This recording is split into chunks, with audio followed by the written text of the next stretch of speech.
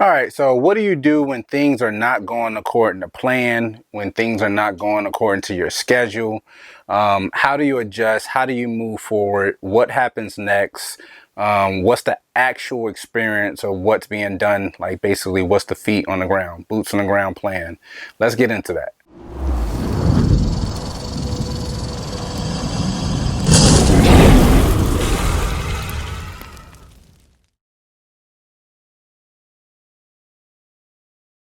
Hey guys, what's going on? Will here, Flawless Exotic Creations, and we're coming with another video this week, and this is going to be a little bit of a different pace while we show off this little creation. So what I'm holding here is potentially a world's first, right?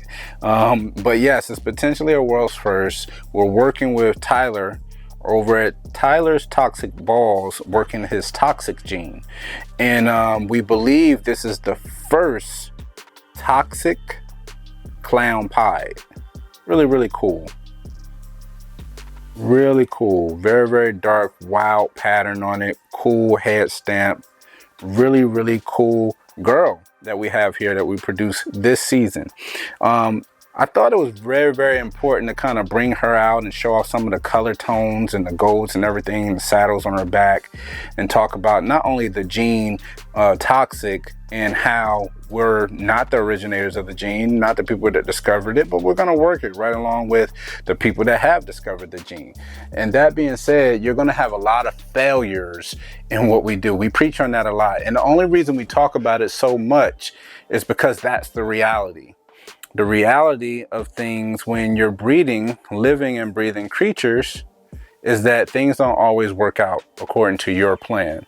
But for us, what we tend to do, we have plans in place as well as backup plans in place. And it was very eye-opening for us the first season we had, where we had 43 clutches our first season. We had 33 clutches our second season, and we're on target this year to do 52-ish right now. And our second season slowed up significantly for us. And the reason it slowed up significantly for us is because we had home run killer males that decided to go off food. We like to have a system and the standards of operations here on how we do our pairings. We like our males to receive a meal before they go in to breeding mode with their next female. And you can't necessarily just outfit every single one of your males with multiple females, because there's no telling if they will take to all females, or they may decide to just go off food. And if they go off food, then what's the game plan? So after season 2, we put in different measures to further our projects and stay on course by going out and dropping more and more money. How they say, dropping the bag, as my kids say, on more animals that we needed to progress forward as the years start to come and the issues and obstacles start to arise. You get a male, go off food, you try all these different magical treatments and things where, you know, food prey types and everything, washing them, you do all these things. Now we can do it in a situation where it's benefited us this season, because we wash our males after they lock, we do all these different things, but at the same time we're not stressing trying to make sure that one male meets 4 or 5 females.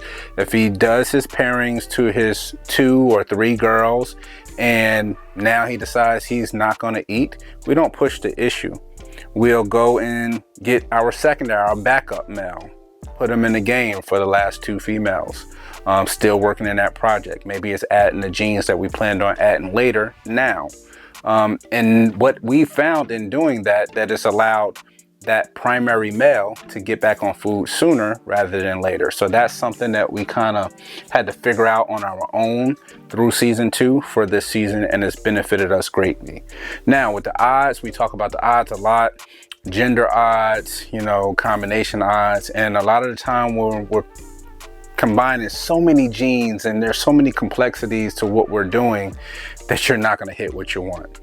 But you can increase your chances by increasing your odds, the amount of females that you're breeding in that project, the amount of males that you have in that project. Instead of you doing 1.3, maybe you do a 2.5. There's other ways you can kind of design your plan to develop what you want around the obstacles that you know are gonna rear their ugly head. Also, we don't find enough videos like these videos just talking about the issues that come about. Maybe everyone knows about these issues, okay, but what do you do when you're going through it? A lot of people kind of get down on themselves, and you find that a lot of people end up selling everything and getting out completely. Well, we're all in this battle. We're all in this struggle together. I promise you we are. And hopefully you can find a video like this, hit that subscribe button, notification bell, join the membership here.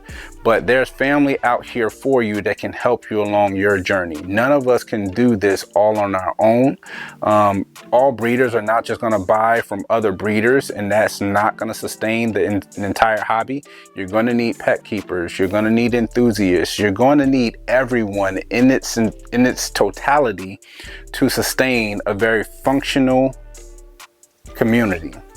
You're going to have people in a community that you're not going to like.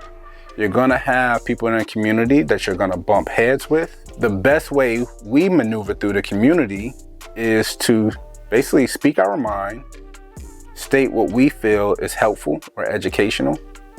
And honestly, if we don't have something that we can add to the discussion, we would rather sit back and learn from others that know far more than we do. I think we get a lot of that from being prior law enforcement. It has significantly helped us on this journey that we're on, because we've owned other businesses, but there are no businesses out there that's quite like a reptile business. There's so much care requirements that's needed. There's so much time and dedication and planning, scheduling and employee, all kinds of things that's needed on this side of things. And at the end of the day, at the very, very bottom of the list, you're trying to make it profitable. You're trying to make money at the end of the day to provide for your business, to make sure it's sustainable. And we're running two separate reptile businesses to, you know, it really, really just kind of mixes things up. We are lucky and blessed enough that it's fun. But things are not fun when you're upside down. So the more you can make sure that you're not overextending yourself financially, the better. But it's Will, Flawless is Out of Creations, and we out.